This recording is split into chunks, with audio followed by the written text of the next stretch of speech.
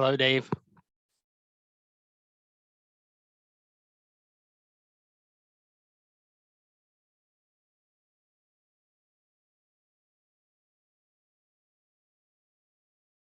Hello.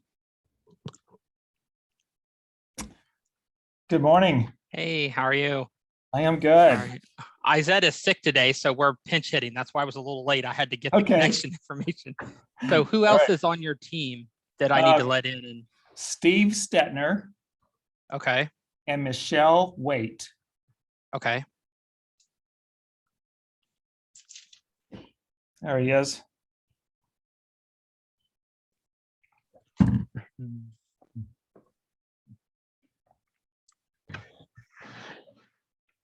Well, good morning, team. Hey, how are you? Good. Hi, Steve. Morning.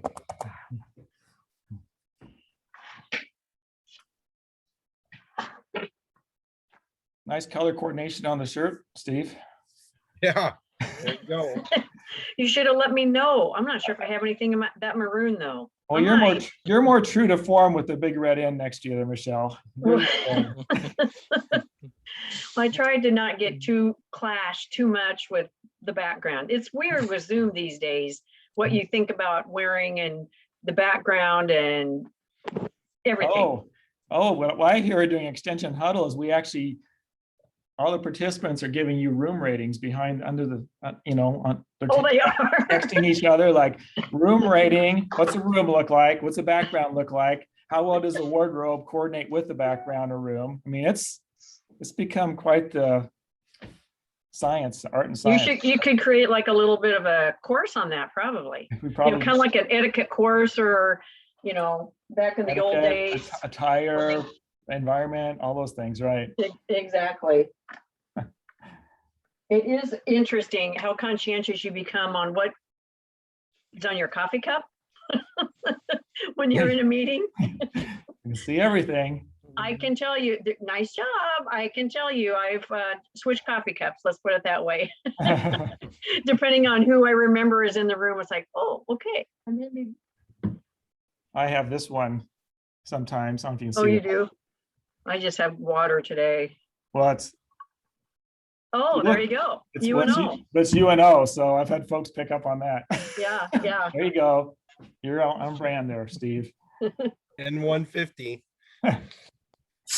I don't know that my kids use any other cups for supper time, or I think we've got about 10 of them. There you go. They all look alike. No fighting over cups. Steve, Travis, do you want me to try to share my screen here? Yes, if you would. And then how do you want to do that, Travis? As we go through these slides, do we just say next slide, next slide? What's your preference for the cue? I think it's totally up to you guys. I think, I could advance the slides, or I think Dave, are you going to advance them? Advance them. I can just do it from here. Okay. Travis, do I have the full screen up? Yes. Okay, so I'm just going to try this once here. So it's advancing? Yep. Looks good. Okay, great. Super. Do you have anything audio in there, Dave? Nothing. Okay. Nope. I'm one of those people that always forgets to share my audio when I screen share on Zoom. Yeah. Until I get to the video and it's like, oh, hold on a minute. Got to restart. I got to unshare and reshare so that you can hear this. Exactly. I know what you mean. So with this, Travis, will you, so here in a few minutes, you'll start admitting others to the room, I assume? Yes. Yeah. And then how will this start? Will you do an introduction, or how do you want us to start?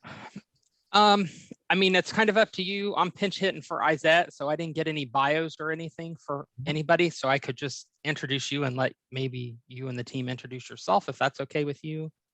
I just got notice this morning that she was ill, and I was scrambling to find the login information to get the Zoom meeting started. So we're glad you're here.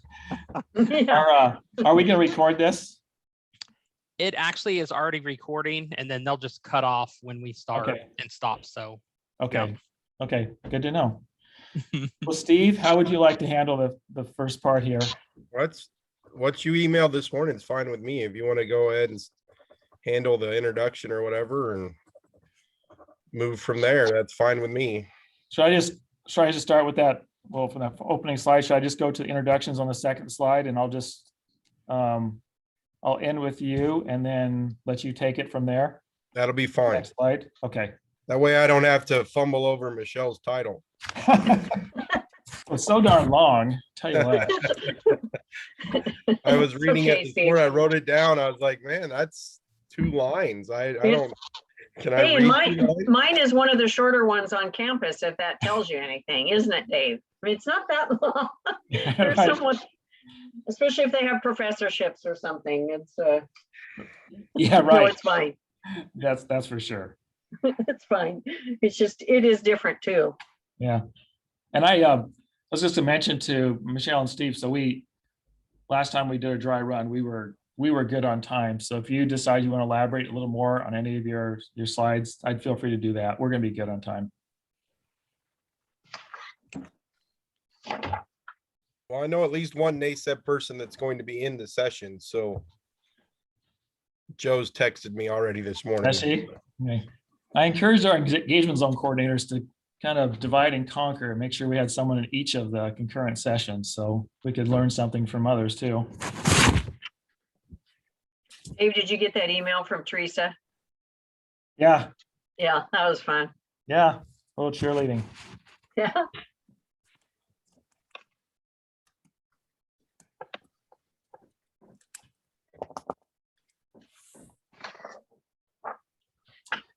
Travis, any guidance on how we will handle questions when we're finished? It's kind of up to you guys. I'm free to monitor the chat box if people type questions there. So I guess depending on what instructions you give them, whether you want them to ask them, you know, and halfway through there's a point you want to stop, or you want to just kind of accumulate those. I'm pretty flexible to whatever works for you guys. So Can we Yeah. do it at the end, Dave? Does that make sense? Yeah, definitely. Let's do it at the end, Okay. just so we don't get disrupted and not get through our message.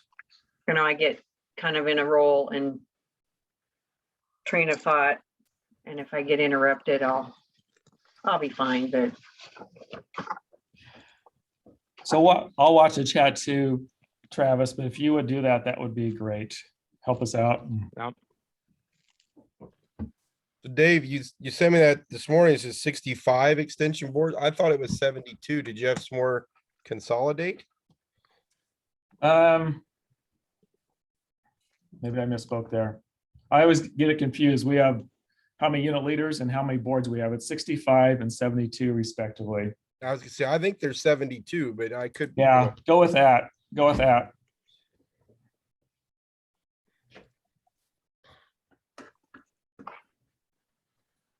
Because we have Jenny Nixon, for example, in the Northern Panhandle, she manages several extension boards. So there are more boards than there are unit leaders. Right. Okay, Good catch. I'm not gonna remember. Doesn't matter.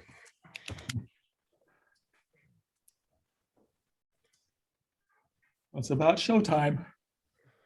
So I think at 11, I'll just let in. Right now, I only see 4 people in the waiting room, but that doesn't mean that people won't log on late. At least my experience yesterday was that it seems like I was 2 or 3 minutes late for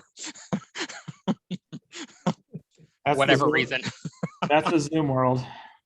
did you have a good turnout, Travis, yesterday? Was there good participation in the sessions?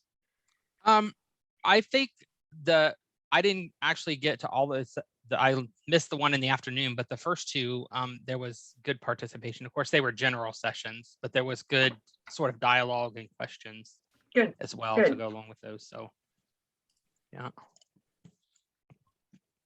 Okay. Well, I'll admit all, and then I'll introduce Dave and let you guys go from there. And if you need something along the way, let me know. I'll be here.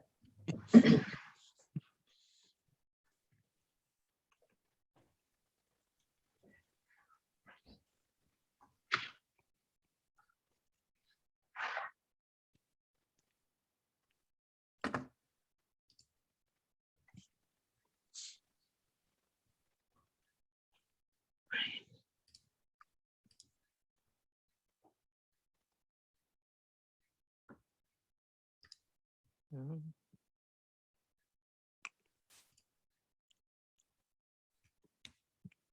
got just a couple jumping in the waiting room, so just 30 seconds and then we'll jump in.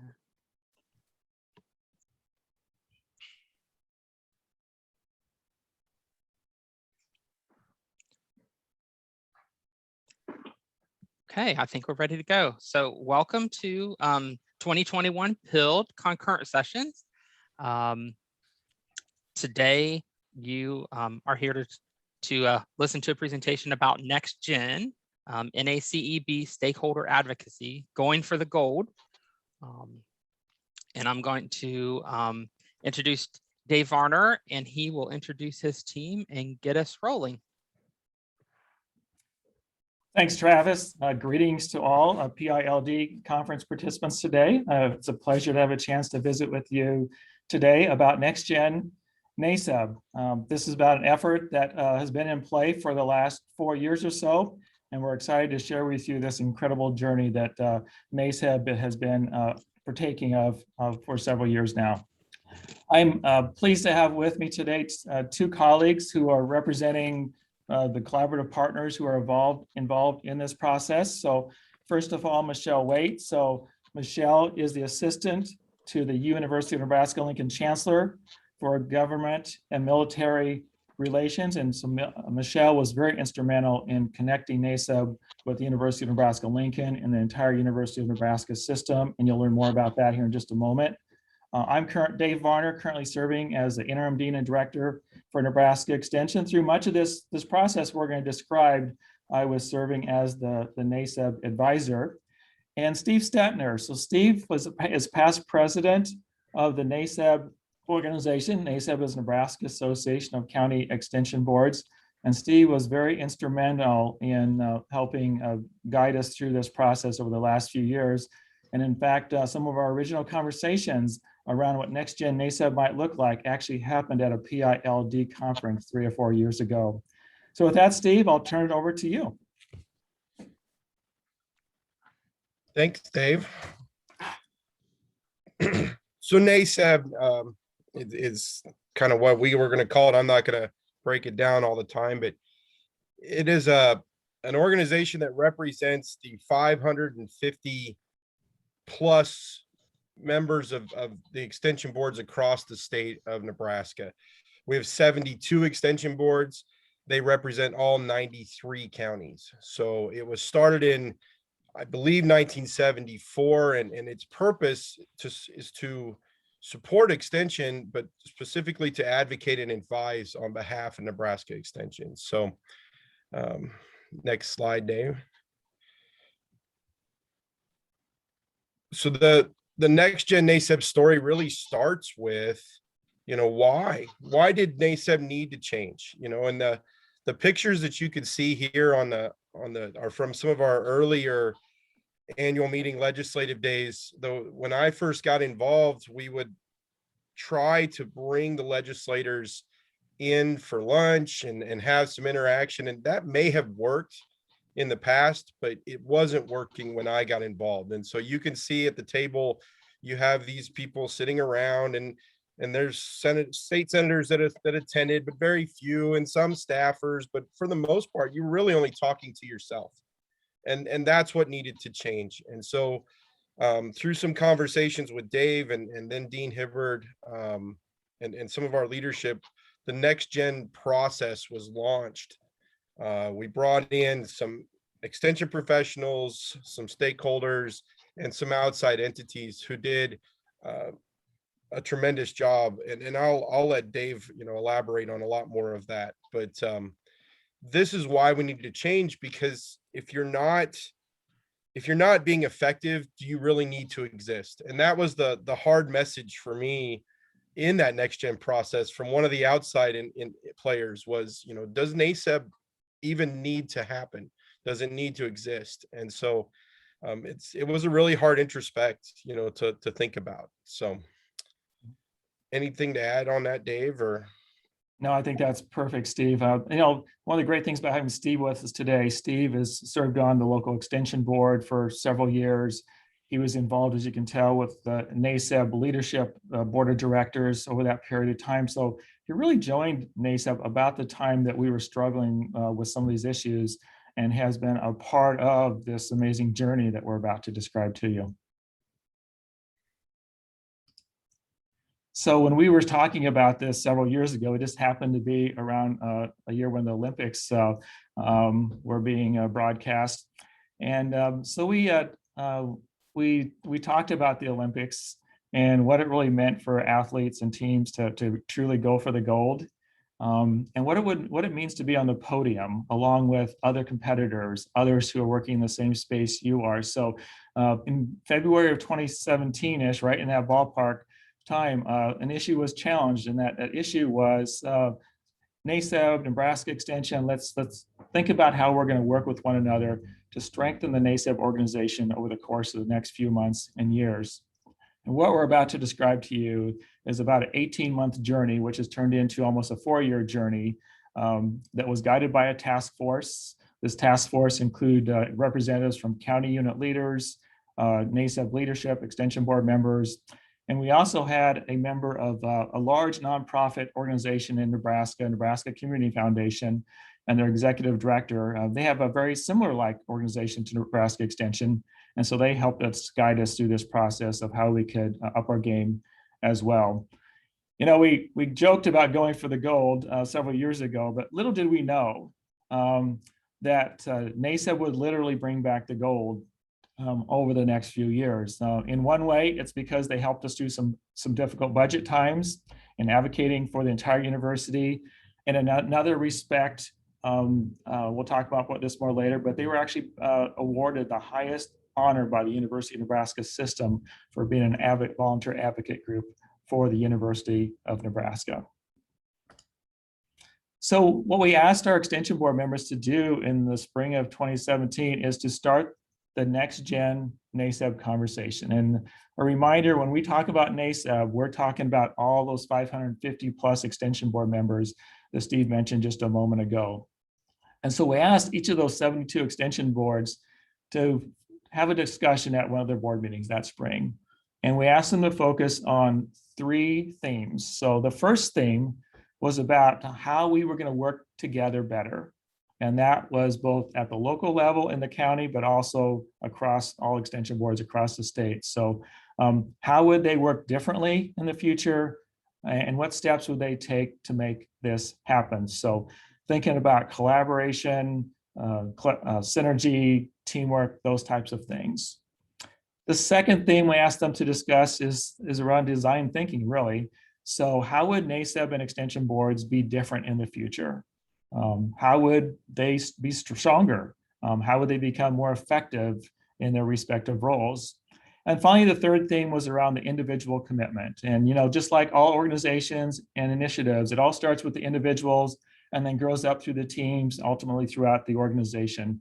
So on the individual front, we asked them to think about how they, as individual extension board members, would contribute to change and success, and ask them just, you know, point blankly, what was their personal commitment to working through this process with NACEB over the course of the next few months and years. So that was the beginning of the journey. So planning for success, what does that look like? And we said at the crossroads here, because we were literally at the crossroads of what I would call tradition and relevancy, And it just felt at the time like maybe NACEB had lost a bit of their spark, wasn't quite as innovative as they had been at other times in their careers as an organization, and perhaps even we're missing a little bit of confidence in their role, especially in the advocacy arena. So as you all know, it's not easy to look at yourself in the mirror and say, I need to get better, to challenge yourself, to change, right? And that's exactly what NACEB leadership did, and that was amazing to see these leaders say, you know, we need to change our mindset and the mindset of the organization. And for those who work with NACEB as internal and external partners, to be more open-minded to what we need to do moving forward. So the first thing we did in the fall of 2017 was administer a SWOT feedback analysis. So strengths, weaknesses, opportunities. and threats. And this was all online, and we invited our extension leadership team, extension board members, extension faculty and staff across the state to participate in this process. And so we're gathering this data, and what became obvious as we near the end of that process is it seemed like there was some disbelief among some members that what we were hearing was actually true, maybe even some denial in some cases. And we had some challenges that, well, that process was only online and not everyone had access to provide input. So maybe we shouldn't believe everything we're hearing in the SWOT analysis. So the task force asked that we broaden our engagement with NACEB membership statewide. And so we indeed did that. And so a few months later, we launched what we coined as the NextGEN NACEB Conversations. And this was where we traveled the state visiting with groups of extension board members on a regional basis. We would start out by sharing a few details and a summary of that SWOT analysis earlier. We're obviously engaging in person, so we were having great conversations. We did this at 11 or 12 sites across the state. And we asked two big open-ended questions of the extension boards at that time. The first question was, how can NACEB be enhanced to improve engagement and effectiveness? And the second question was about describing a NACEB organization that would be attractive to them and to prospective board members. So it was very similar to an appreciative inquiry approach. So once we had set the groundwork and we decided what we need to do to move forward, these are some of the things that came out of the SWOT analysis and the NACEB conversations. So there was a sense of urgency, right? Because you just know that there, in any given year, you could have some budget scenarios or challenges with your extension and the university. So the first thing they did is provide clarification to all in the organization around what NACEB was. So they went through and updated and refined the organizational mission, the role, and probably more importantly, the expectations and accountability of NACEB members. What exactly did that look like? And then they also looked at the leadership of the organization and also a leadership succession plan. And this was important because I would suggest up until this point, it was a little more around filling seats rather than looking for talent and making sure that we had a strong group of leaders in place at all times moving forward. Previous to this, I would say we probably had presidents of NACEB that were carrying a lot of water for the whole organization, but the rest of the executive board, the rest of the NACEB membership wasn't as active as we had hoped they would be. We talked about how we could enhance communication and visibility. So at this time, NACEB was only meeting a couple of times a year at a legislative gathering in the winter and a summer meeting, and they committed to meeting monthly via Zoom every month, and they've continued to do that through this day, and it has really helped move their agenda forward at a much more rapid pace. They developed a social media presence, which was predominantly Facebook, and this is where they did exactly what Steve mentioned a minute ago. They support Nebraska Extension, so they lift up all the cool programming and engagement that Extension has across the state and make sure that our current and potential clientele are aware of those efforts. And then they also decided to connect with other similar advocacy groups within the University of Nebraska system. One of those was the Ag Builders of Nebraska. Another one was Family Community Partnership folks. And that was important because we were all advocating for the same organization, yet we had all kind of a unique niche in the way we went about our business. And so that was an important step in really bringing a lot of great minds and people together to further the NU advocacy existence. They talked about alignment, and to me, this is one of the keys to success. Now, what you're starting to hear now are some of the artifacts of success that were notable over the course of this progression over the last few years. So in January 2020, we initiated what's called the engagement zone model in Nebraska Extension, which is really just realigning our administrative units. What NACEB decided to do was to align their director regions with the engagement zone model so that they could work directly with our engagement zone coordinators to work on advocacy and with elected officials within their regions. We also made this very intentional decision that we were not only going to advocate for Nebraska Extension, we were going to advocate for the University of Nebraska-Lincoln, the flagship, the land-grant campus, but also the entire University of Nebraska system, which in Nebraska, there is one University of Nebraska budget for all 5 campuses. right? And so it's just not an extension line item. We're advocating for the entire university budget when we have these conversations. They thought about how they'd recruit new directors to the board for NACEB. They decided, I think, in a word, that they weren't going to settle, that they were going to go after talent to fill those seats. And again, try to broaden this leadership base so that more NACEB directors were involved in leading this effort statewide. And of course, we embarked on storytelling. This has been a theme at PILD for a number of years, and I know in a lot of your states. And so we did a fair amount of advocacy training, and much of that has happened at PILD, and it's actually happening this year again, right? We also reached out to Michelle Waite at the UNL level and to some other community partners at the NU level to help us better our storytelling work. And we even worked with some marketing firms to help us strengthen our work here as well. And that work was focused on both on faculty and staff and our extension board members. So we were all in unison in the way we were doing storytelling and advocating. And then we just practiced with state senators, practiced with county board members, and they're becoming better and better at this. Playing offense. So one of the things I love about NACEB is they dream big. And so I think I was with Steve and some others within NACEB at PILD a few years ago. And we were, of course, going to the Hill to do our visits following the PILD experience. And we said, well, why don't we do that in Nebraska? We're inviting senators to a lunch to tell our story, as Steve mentioned earlier, but why don't we go to the Nebraska State Capitol to have this conversation? So we went from having like 20 to 25% connection with state senators during our legislative meeting to almost 100% in 1 year's time. And it's because we were going to the state capitol, we were going to our senators. And so our directors have been very persistent and consistent in their approach. Amanda Mogensen, who is the current NACEB president, I remember being with her at the first time we went to the state capitol, and I think 3 out of her 4 senator visits were canceled. But she didn't give up. She decided she was going to track down each of those senators and have a conversation that day, and indeed, she did that. And I knew at that time that she'd be a leader in the organization moving forward, and here she is. So we keep getting better. We keep polishing off our advocacy efforts, and it's clear in some of the examples I've just shared with you. So this is about building relationships year round, right? It's just not about a couple times a year. And what's really telling about this is that's becoming routine, and we don't have to prompt this like we did in previous years. And that happened this last year during the pandemic. And I refer to this as pandemic momentum. In a year where it would have been easy to pass on these conversations, in a year where we couldn't do this face-to-face in a lot of situations, our extension boards took it upon themselves to have these Zoom conversations with state senators on their own as just a matter of practice, which was so rewarding to see that. So we continue to focus on effective and sustainable approaches to engaging our elected officials and keep getting better at this.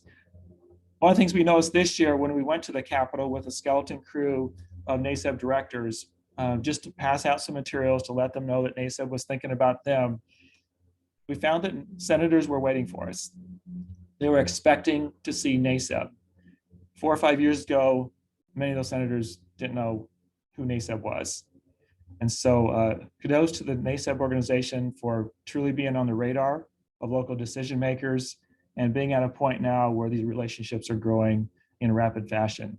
The last thing I'll just mention here is, as far as acting now, is that professional development and leadership development is something that extension board members have asked for throughout this process, and we continue to do this, focusing a lot on advocacy in the last few years.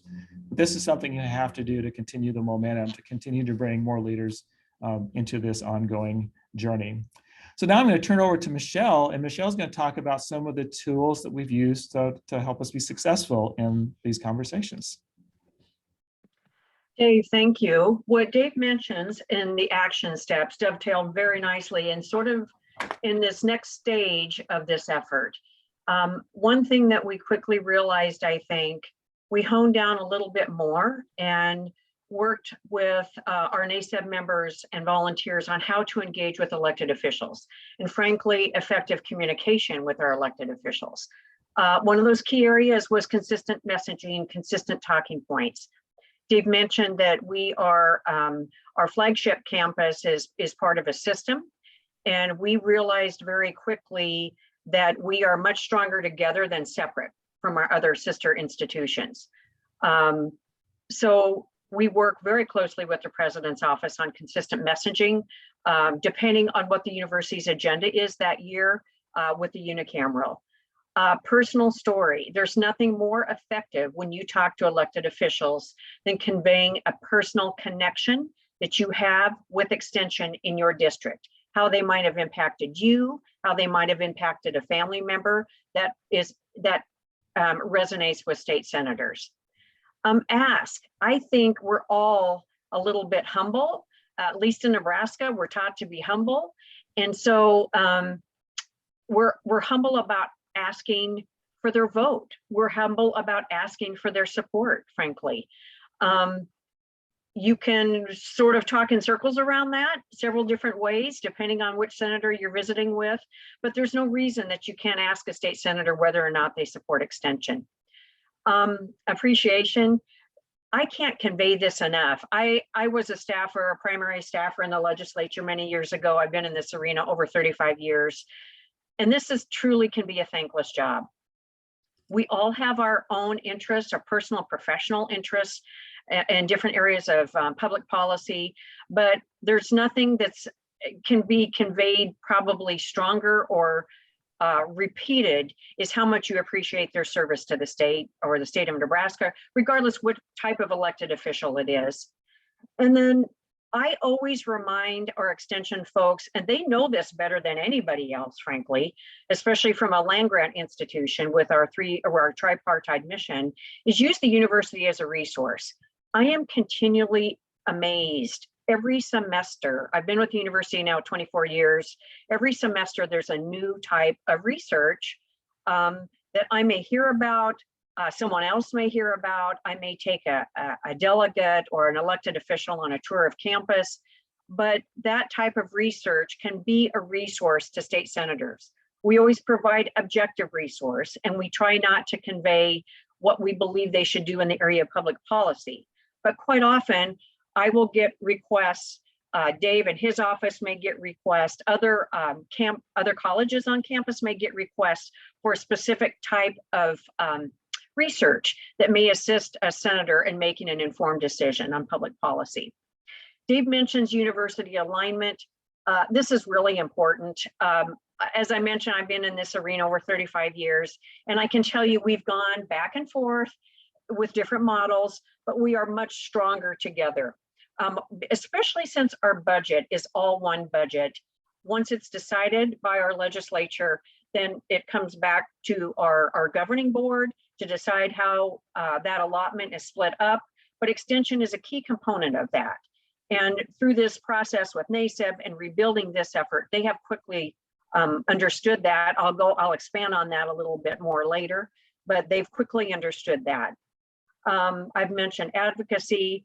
I would have to say the one area that I probably took for granted, we did a series of Extension board and lead educator training sessions, but being in this environment, I know I took for granted how intimidating this environment can be.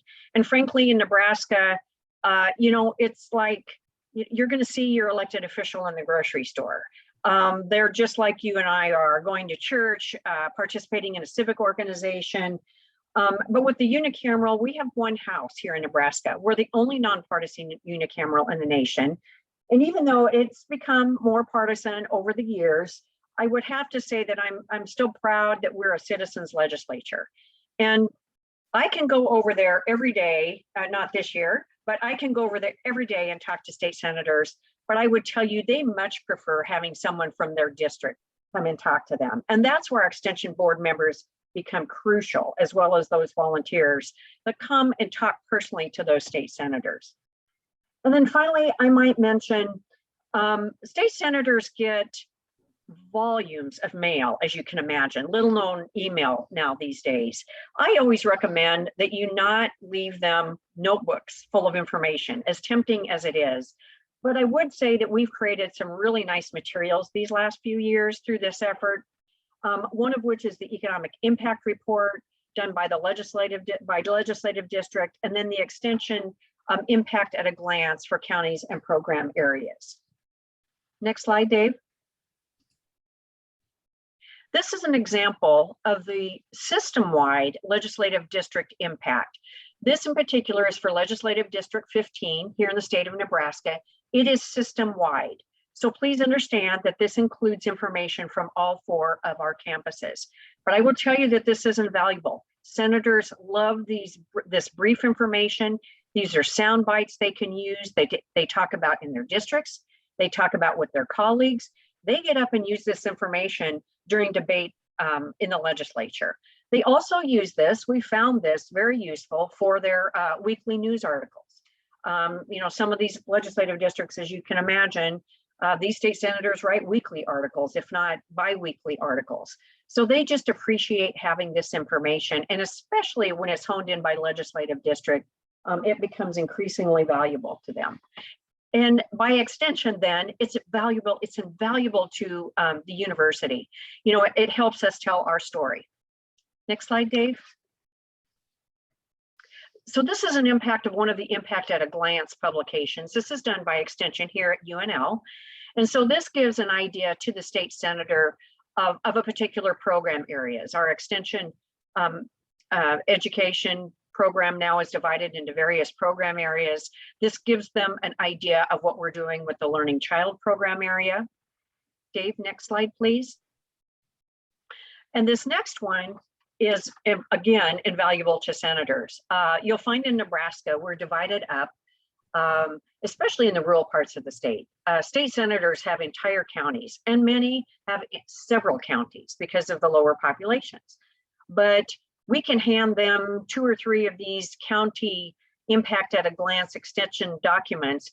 This provides firsthand knowledge of what extension is doing in Dodge County here in Nebraska. Again, I can't emphasize enough how state senators eat up this information. They love this information.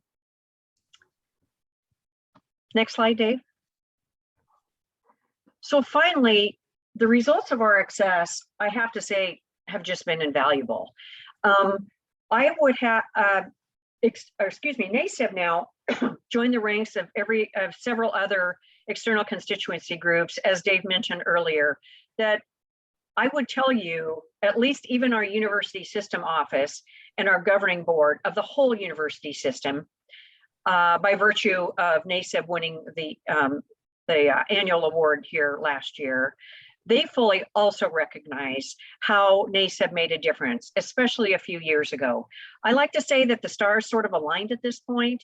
NACEB was going through their rebranding, new effort, reorganizing probably is a better way to say it. And that happened at the same time when the university budget was under serious duress. And there was some very serious consideration of cutting the university budget dramatically. Extension knows better than probably many of our colleges what this impact could have on extension. And then by extension, no pun intended, by outstate Nebraska. And so this would impact the very people that we serve, that extension serves, that the university serves as a land grant institution. So, you know, crisis brought us all together. Timing was perfect. So now senators, as Dave mentioned, expect to see NACEB at the Capitol. Just in 4 short years, even this year, I would tell you this year with the pandemic was very different, but NACEB was very good at creating, whether it was a Zoom meeting, whether it was going to the Capitol in small groups, visiting with senators that were comfortable in doing so, but they look forward. They look forward to visiting with these folks that come especially from their legislative district. So finally, this is all about building relationships. If I would leave anything with you, the 2 words are building relationships. You cannot overemphasize that, frankly, in anything you're doing. But it's important that you realize that you can't just do this during the legislative session. In Nebraska, we have 60 and 90-day sessions that rotate, 60 and 90-day sessions. We're in a 90-day session this year, which is always our legislative budget. We should do actually quite well this year, thanks to groups like NACEB. but you have to maintain that communication line with your senators outside of the legislative session. They work 365 days a year. I can tell you they get calls every day, every hour of the day, all year long. But they also interact in their communities. They're members of civic organizations. They have community coffees, they have community town halls. And so I've always recommended stay involved with your state senator, even if it means reaching out to them separately, having a cup of coffee just to shoot the breeze, talk to them a little bit about family, you know, how they're doing. It doesn't always have to be work related, but I would tell you that senators now, if they didn't before, they understand it better now, that extension is really our boots on the ground. They are invaluable. They're invaluable to not only state senators, they're invaluable to the university administration. I find even if I go to community visits outstate with the chancellor, I always call the local extension educator because they know what's going on in the community and they can give us advice on what to tour, what hot buttons might be going on within the legislative district, but most importantly, that extension and NACEB in particular has also become a resource to state senators. State senators, if they haven't had contacts by members of their legislative district, they'll look for names and for contacts that have been made to them, and they will reach out to them and ask opinions. So I can't emphasize enough just the transformation in this organization and how effective NACEB has become. Dave?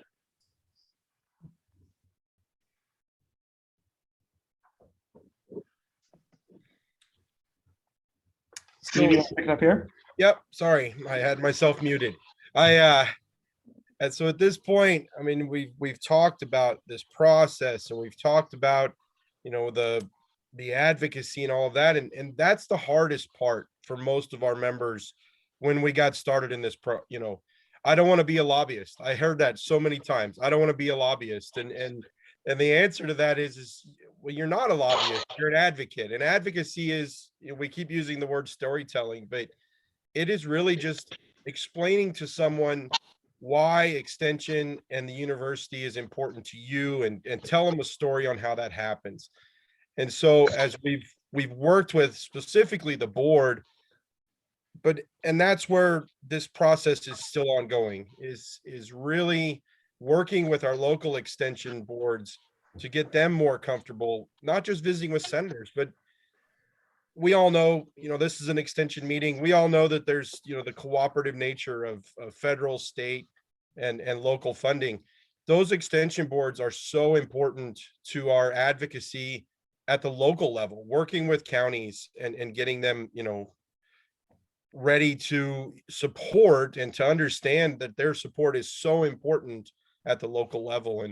And I probably going to get in trouble for mentioning this picture because she's already texted me about it this morning. But Amanda, our current president, with her back turned to you, I think about how well she does with that, with engaging with senators and influencers and all of those people and telling those stories and where she was 3 years ago to where she is now is so amazing to see those sort of transformations. You know, I'm looking at who's on today and I can't take any credit specifically. I just walked into a pretty good situation. The president prior to me, Wes Daberco, is on.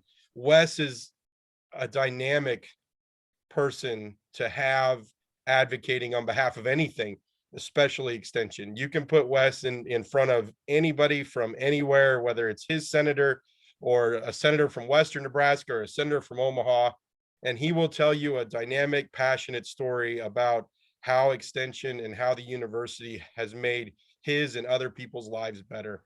And that's really what the key to this success has all been about. And we've created, you know, stronger cohort of NACEB directors because of the effectiveness of the people that are there. You know, and when it comes to the system-wide recognition, you know, when I took the presidency from Wes, he wanted a baton, right? We was back to the Olympic theme. He wanted to hand me a baton and we couldn't find one that day. So he metaphorically passed me the baton, and then, like Dave said, we went for the gold. So Dave, are we ready to? So, and here it is. This is the gold. The NU, the Nebraska University of Nebraska Presidential Medal of Service. This is the highest honor that any organization or individual outside of the faculty can receive from the president of the NU system. Lucky in that photo that I'm kind of standing in the back, in one of them at least. But you know, we are, as an organization, we were able to pull all of this success together in really a very short amount of time, 2 to 3 years of hard work and moving this needle forward. And what really culminated with us receiving this award. We were the first of the advocacy groups for the university to receive the award. And so it was really great to represent 550 people plus the board of directors. And I told this anecdote before, I guess, but I came home one day and, you know, I receive lots of university mail. If you're an alumni of anything, you know how that works. And my wife says, there's a letter for you from the university. And I probably would have blown it off, but I looked at the envelope and it said it was from Varner Hall, which is the president's office. And so I opened it up, and even today, to be the humbleness that I had to feel, and you know, I didn't do any of this. I just got lucky enough to be in the position to accept this award on behalf of everybody else's hard work, and that work is continuing to move forward. Next, Steve, you might share what we did with this plaque. oh, I did this before, Dave. So you can see the plaque there. I felt it was, and the board of directors of NACEB felt it was so important to make sure that all 550 members, because they couldn't all be there. I was lucky. We have about 7 of our board members there that day to receive this award, but we put a reproduction, a paper reproduction of this plaque in every single extension office across the state of Nebraska. So when those extension boards come together for their meetings, when people come to those offices, somewhere hopefully prominently displayed is the work, you know, the recognition from the university of the work that these people have done in the past and in the future, serving on extension boards and working with all of those people going forward. So I shouldn't forget that, but because it was really, you know, we were trying to figure out our best way to recognize everybody. They did receive a letter from myself and Dean Hibbert at the time, thanking them all, but one of these will hang in every university extension office across the state. So the journey continues, right? So in these, you know, in this picture here, you can see some of our board members in a limited fashion, obviously with the pandemic, but meeting with a state senator and having a conversation. And then in the next picture, I mean, when we really changed the way, when we decided to go to the Hill, that's the very first year, I believe, Dave, is that right? That's correct. So we put 140 people in the gallery at the state legislature that day for recognition by the legislature for our being there. You know, 140 people in that house filled that one side of the gallery. It makes an impact, and that's the point. It's the impact that we have as an organization, as individuals, as extension boards. It's about creating that impact and creating, you know, what we can do to forward our agenda, which is to advocate on behalf of the University of Nebraska and specifically Nebraska Extension. So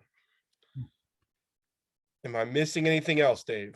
Nope. Thank you, and questions. I think you've got it. So thanks, Michelle. Thanks, Steve, for articulating the journey so well. It's been an amazing ride. And I think that last slide might be the most important, and that is it continues, and we continue to look for ways to get better at what we do as NACEB and to recruit more and more extension board members who have a passion for being advocates for the University of Nebraska system. So we do have a question in the chat box. The question is, how do you effectively advocate the willingness to change? Change is inevitable, yet many have reservations or give pushback when the topic emerges. Steve, you want to start with that one? Yeah. So I mean, change is an inevitable part of life. So, you know, I had this conversation not too long ago with somebody from the university, but I don't actually think of myself as an agent of change. But it seems like every time I've been involved with, you know, either NACEB or other organizations, change happens, and you have to find a way to make that change the best, you know, possible that you can do. And so, you know, it's really hard to convince some people that change is necessary. But like in this case, if we wouldn't have changed, I don't know where we would be coming out of the pandemic, right? Would we have, I'm sure we wouldn't have had a legislative, you know, any legislative contact this year. We wouldn't have been there to talk about the budget. We wouldn't have done any of those things. And so, you know, we had no idea a pandemic was coming, but just the fact that the conversations were able to be had, you just can't take wholesale huge changes. You have to make it a step-by-step process to make sure everybody is on board. I don't know if I can ramble on any more about that, but yeah, well, I think that's said very well, Steve. You know, and I would just admit that it wasn't smooth sailing in the beginning, right? So it's always a little jerky. And I found the dean's office challenging NACEB, and NACEB challenging us back, and just kind of working through some of those rough spots early on. But it was just amazing how quickly I think we started really to appreciate, you know, the input and feedback we were giving one another, and that we are truly becoming a tighter knit group for a common cause. And so, and again, I'll go back to remarks I made earlier. For an organization to look at themselves and say, we can be better today, we can be better tomorrow than we are today, says a lot about the organization and who they aspire to be. And NACEB has certainly proven that over the last few years.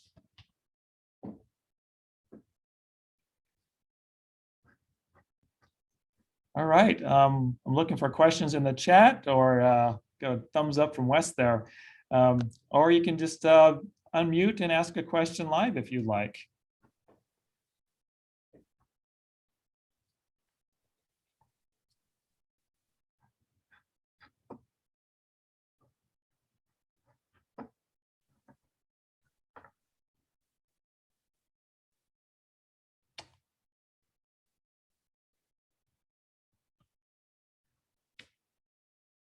All right, Travis, looks like we don't have any further questions. So I know this has been recorded today.